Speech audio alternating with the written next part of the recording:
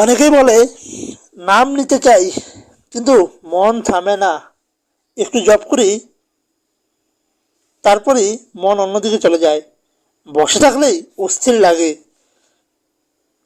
ঠাকুর এই সমস্যাকে খুব সহজ করে বলেছিলেন, মন মানুষেরই, সে দৌড়াবে, তাকে ভালোবেসে নামের পথে টেনে আনতে হয়। আজকের এই ভিডিওতে আমরা বুঝব, মন যদি একাগ্র না হয় তাহলে কিভাবে নাম জপ করবেন এবং কিভাবে ধীরে ধীরে মনকে শান্ত শান্ত স্থির ও ভক্তিময় করে তুলবেন। ঠাকুর বলতেন, মন যেমন সাপ, সে বাধা মানে না। আমাদের মন অস্থির হওয়ায় চারটি কারণ। প্রথম হলো পুরানো অভ্যাস, যেরকম আমরা সারাদিন ফোন ঘাটা, আমাদের দুশ্চিন্তা করার অভ্যাস। দ্বিতীয়ত ভয়, ভবিষ্যৎ নিয়ে উদ্বেগ। রাগ, মানুষের প্রতি আমাদের ক্ষোভটা, যে সেই রাগটা তার কারণ। বাসনা, অর্থ সম্পর্ক আর ইচ্ছার যে বাসনাটা, সেটা। এই চারটি জিনিস মনের গতি বেশি করে দেয়। এই কারণে আমরা নাম জপে মন একাগ্র করতে পারি না। রাম ঠাকুর প্রথম উপদেশ। অনেকেই মনে করেন মন সরে গেলে নাম জপ নষ্ট হয়। আসলে তা না। ঠাকুর বলেছিলেন, মন সরে গেলে তাকে আবার ফিরিয়ে আনবে, এটাই সাধনা। আপনার যদি আপনার যদি আপনার মন যদি 100 বার সরে যায়, আপনি 100 বারই নামের কাছে ফিরিয়ে আনুন, বিরক্ত হবেন না। এটাই মনকে ধীরে ধীরে একাগ্র করবে। এখন রাম ঠাকুরের 3টি প্রধান উপায়,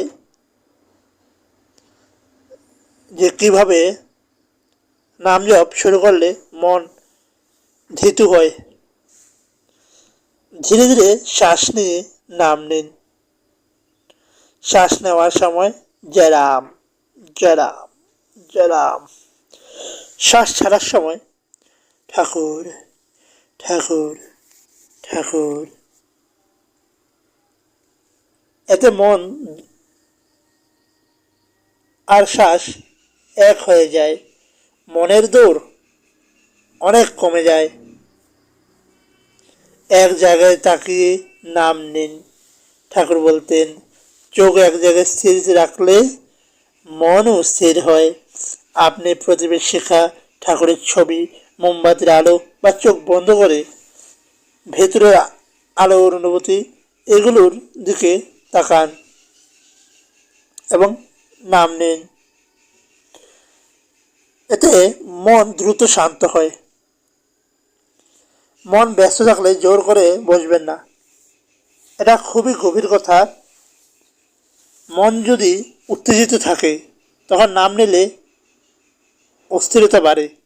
ঠাকুর বলেছিলেন, মন যখন দৌড়ায় তখন তাকে একটু হাঁটাতে দাও, মানে তখন 5 মিনিট হাঁটুন, গভীর শ্বাস নিন, তারপর বসে নাম নিন। জোর করে বসলে মন উল্টো বিশৃঙ্খল হয়। মনকে একাগ্র করার 5টি গোপন পদ্ধতি আজকে আমি শেয়ার করছি। কম্পন পদ্ধতি। নাম নিন ধীরে ধীরে, জয় রাম ঠাকুর। প্রতিটি শব্দ যেন ভেতরে কম্পন সৃষ্টি করে। এই কম্পন মনের গতি কমায়। হৃদয়ের আলোর কল্পনা, হৃদয়ে আলোর কল্পনা।